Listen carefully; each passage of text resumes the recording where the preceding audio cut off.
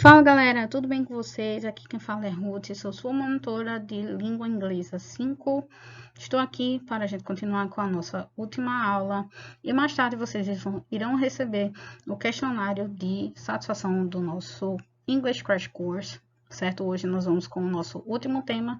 Espero que vocês tenham gostado até então e hoje nós vamos falar de Reported Speech, certo? Recomendo a vocês que não deixem de olhar certos e-mails de vocês, certos avisos da professora Juliane, para o encerramento da nossa disciplina. Espero que vocês tenham gostado, certo, do nosso conteúdo e do que foi proposto, certo, da nossa disciplina e também da nosso curso, mini curso, na verdade. Não esqueça de responder as perguntas, tá certo, da nossa pesquisa de satisfação, tá bem? E estamos à disposição para qualquer eventuais críticas, sugestões e opiniões. Bora lá começar? O reported speech nada mais é do que aquilo que já conhecemos como o discurso indireto, só que na língua inglesa, certo, gente? É quando a gente precisa utilizar, certo? A gente utiliza dessa estrutura da língua inglesa para a gente reproduzir, né, certas situações, na verdade, daquilo que foi dito, né, na fala de outra pessoa, né, aquilo que a pessoa falou, aquilo que a pessoa fez, né, aquilo que a gente viu, certo? Então, para a gente poder retratar situações, né, ou então qualquer coisas, né, que se passaram, né, em determinado momento que não o presente, né, nem o futuro, né, claro, então vai ser no passado, tá? Então, a gente vai utilizar o reported speech, tá? Então, assim, o que é que acontece? Em relação ao reported speech, por que eu trouxe ele para cá? Porque acontece que existem duas formas de se utilizar o reported speech, e o que eu mais vejo é que os brasileiros acabam que utilizando ele de forma errada. Acabam confundindo essas duas formas de utilizá-las, tá certo? E aí acaba que gera, né, faz uma confusão na hora de utilizar. Mas antes de qualquer coisa, deixa eu mostrar para vocês como é que é a estrutura do reported speech. O reported speech ele é formado pelo sujeito, o verbo, depois a partícula that, né? Novamente mais um sujeito, o passado simples e depois o resto da sentença. Vejam bem, olha só esse é o exemplo, né? Eu estou utilizando desde o começo a gramática English for Everyone, que é maravilhosa, certo? Tem exercícios e ótimas fichas de estudo, tá? Recomendo bastante para quem quiser dar um up nos estudos e é desafiador até para quem já tem um certo grau de fluência na língua inglesa, certo? Luke said that he felt sick, certo? Ou seja, veja bem, Luke, que aí é a pessoa, né, que falou lá na forma direta, né, do discurso, certo? Então, a forma do passado de falar, né, say, no caso vai ficar said, that, essa partícula that, ela pode ser retirada, tá, gente? Ela não é obrigatória, tá bem? He, e aí a pessoa que se refere a Luke, né? No caso aí, a gente tá reproduzindo aquilo que ele falou, né? Que ele se sentiu, né? Ele se sentiu mal, né? He felt sick. Então, provavelmente Luke tinha dito, né? Que ele estava se sentindo mal. I am feeling sick. Então, vai reproduzir dessa forma. Luke said that he felt sick. Tá vendo só? Então, olha só aqui. Nesse outro quadrinho a gente tem, né? Então, assim, temos ali no nosso reported speech, a gente tem a forma do passado, do verbo, né? Da forma direta, da forma como o Luke tinha dito, né? Que ele não estava se sentindo bem.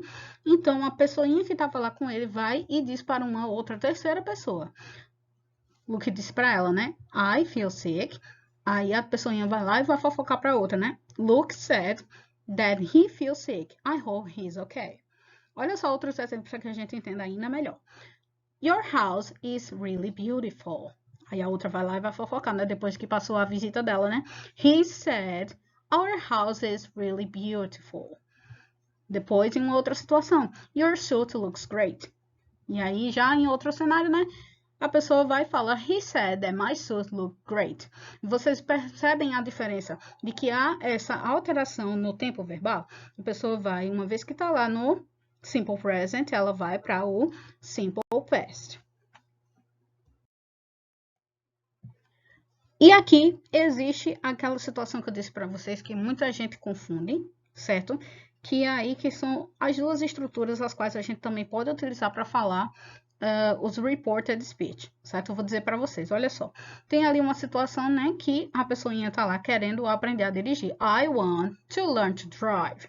E olha só, existe, né, a possibilidade de a gente utilizar o verbo to say e to tell, certo? Ambas vão ficar no passado, né? Uma vez que a gente vai fazer o reported speech. Vai tudo para o passado, né? Então, vejam bem. He said that he wanted to learn to drive. Beleza? Então, e olha só a outra estrutura. He told me he wanted to learn to drive. Outros exemplos aqui. He told me she was at the party. She told me that she had a very stressful job. He told us he arrived late to the meeting. They told us they bought a new house. I told her I went abroad last year. We told them we didn't want it. Certo? Vocês percebem que há, né? Ou seja, uma vez que se usa o I told, a gente não usa o said. Ou se usa o said, ou se usa o told me. Tudo bem? E aí é que está o pulo do gato, tá certo? Na aprendizagem do reported speech, é que muita gente utiliza as estruturas trocadas. Olha só. He said that he had a fast car. Essa é a forma correta. E não, he said me that he had a fast car. A gente não utiliza o verbo to said, mas a pessoa ao lado, tá certo? A gente não pode fazer isso, tá bem? Ao contrário, no caso do verbo to tell, a gente vai e coloca a pessoa, né? A qual a gente vai utilizar o discurso, né? Ela pede um complemento, né? Um verbo transitivo. He told me that he had a fast car. Então, olha só, quando a gente entende que o verbo to tell, ele pede um complemento, e uma vez que a gente não coloca esse complemento, temos uma estrutura errada, certo? He told that he had a fast car. Ou seja, isso está errado, tá, gente? A gente vai utilizar somente os dois exemplos, né, que estão com o ticado verdinho, que são as formas corretas. E cá estamos, certo? Eu trouxe mais alguns testes de proficiência, tá certo? Que eu acho bem bacana para a gente treinar, certo? E sempre estar em contato para engrandecer esse momento, certo? E a nossa aprendizagem desse idioma tão fantástico que é a língua inglesa. Espero que vocês gostem. Essa foi a prova da UFPL, da Universidade de Pelotas de 2013, muito bacana. Tem um texto ainda mais legal sobre segurança da informação, certo? Espero que vocês gostem. Tem bastante texto legal. Aliás, tem bastante questões legais. Tá certo? Os gabaritos vão estar em seguida. Não esqueça de dar pause antes de verificarem os gabaritos, tá bem? Espero que vocês gostem.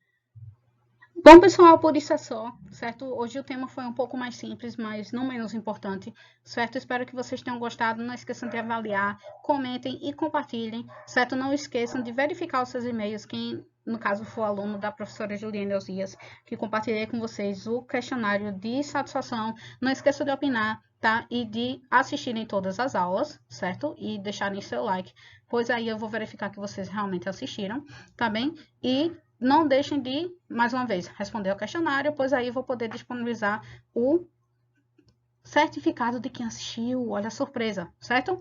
Um abraço para vocês e até mais. Tchau, tchau!